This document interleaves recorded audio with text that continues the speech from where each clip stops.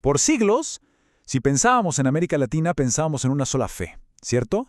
Pero, ¿qué pasa si ese mapa espiritual ha estado cambiando de una forma drástica, casi ante nuestros ojos?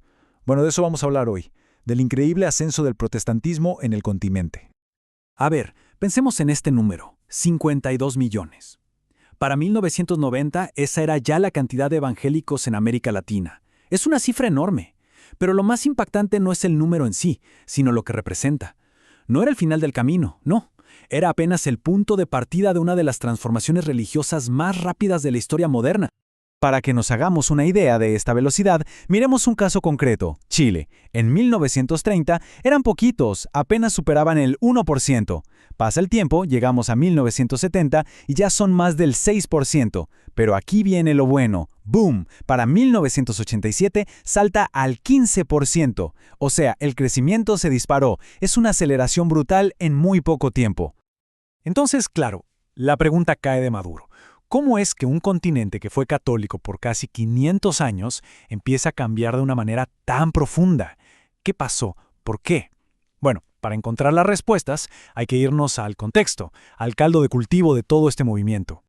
Y bueno, para entender cómo algo tan grande pudo pasar, tenemos que viajar en el tiempo. Hay que ir a un momento de crisis profunda. Un periodo que, sin saberlo, estaba preparando el terreno para una transformación radical en toda América Latina. La palabra que lo define todo es dislocación social. Y no estamos hablando de un cambio suave, de una transición tranquila, para nada. Hablamos de una agitación, un terremoto social que literalmente arrancó a millones de personas de sus raíces, de su vida de siempre. A ver, tratemos de imaginar el escenario. Es como una tormenta perfecta. Por un lado, una industrialización que en vez de solucionar la pobreza, la amontonaba. Millones de personas yéndose del campo a ciudades que no estaban listas para recibirlos. Y para rematar, inestabilidad política, dictaduras. La sensación era que todo lo conocido se venía abajo. ¿Qué hace uno en esa situación? Busca algo, lo que sea, a qué aferrarse. Y ojo, que esto no es solo una sensación, hay números duros. Para 1972, un 43% de la población del continente vivía en grave pobreza. Casi la mitad de la gente. Eso no es un dato en un papel, es la realidad del día a día que moldeó la vida de millones. Y esa migración fue una cosa de locos. Miren las proyecciones para ciudades como México o Sao Paulo. ¡Explotaron! De repente, millones de personas se encontraron en estas megaciudades, sintiéndose, pues, como un número más, solos, desconectados, buscando desesperadamente una nueva comunidad, un nuevo sentido de pertenencia. Y justo ahí, en medio de toda esa crisis, de esa búsqueda, es que un movimiento religioso empieza a ofrecer, respuestas. Pero cuidado, sería un error pensar que el protestantismo es un bloque único. Para nada, es un mapa súper complejo y diverso, y tenemos que entender sus distintas corrientes.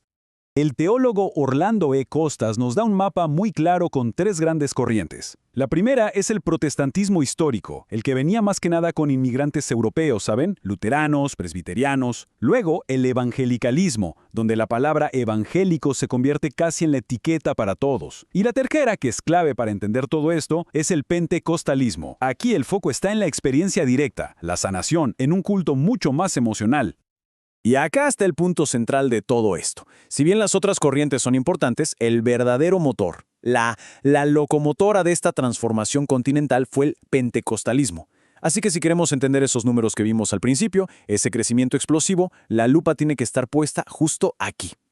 Ok, perfecto. Pero entonces, ¿por qué? ¿Por qué el pentecostalismo tuvo tanto éxito? ¿Cuál fue su secreto? O sea, ¿qué es lo que millones de personas encontraron en estas nuevas iglesias que al parecer no estaban encontrando en ningún otro lado? Es que el contraste era tremendo. Miren, donde a veces había escasez de sacerdotes, muchos de ellos extranjeros, acá surgían pastores de la misma comunidad, del mismo barrio. Donde los servicios eran muy formales, acá el culto era pura emoción, pura participación. Crearon un espacio para los marginados y, algo crucial, cada miembro podía ser un líder. Estaban llenando unos vacíos sociales y espirituales gigantes. Hay una frase de un estudio que lo resume de una forma brutal.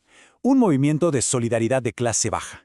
Ahí está, no era solo un tema de fe, era sobre todo crear redes de apoyo, una comunidad real para la gente que se había quedado más desamparada en medio de la crisis. Entonces, si lo desglosamos, El paquete pentecostal era increíblemente atractivo. ¿Alguien se sentía solo? Le daban una nueva comunidad. Problemas de salud o económicos ponían el énfasis en la sanación milagrosa. Angustia, daban un espacio para la expresión emocional, como una válvula de escape. Impotencia, daban un sentido de poder personal. Y en medio del caos, sus reglas morales estrictas daban orden, estabilidad. Ahora, sería muy fácil caer en la trampa de pensar que todo este movimiento es un bloque de cemento, ¿no? Que todos piensan igual. Pero no, para nada. La realidad es muchísimo más compleja. Es una identidad que sigue en construcción, que está viva, y por lo tanto está llena de debates y tensiones internas. De hecho, podemos ver todo un espectro ideológico. Por un lado están los liberacionistas, muy metidos en la crítica social. En el centro, los conservadores, enfocados más en la salvación personal. Y en el otro extremo, los fundamentalistas, con una visión muy literal de la Biblia, y a menudo más apolíticos o incluso apoyando el orden establecido. Lo que hay que tener clarísimo es que esta historia no ha terminado. Este es un paisaje que está vivo, que se está moviendo, que está en disputa, el futuro de este grupo gigantesco de gente y por lo tanto el futuro del continente se está escribiendo ahora mismo. Y todo esto, claro, nos deja con una pregunta final, una pregunta gigante. A medida que este mapa religioso sigue cambiando, ¿cómo va a cambiar también el futuro social y político de América Latina? Porque una cosa es segura, las consecuencias de este cambio de fe van mucho, pero mucho más allá de las puertas de las iglesias.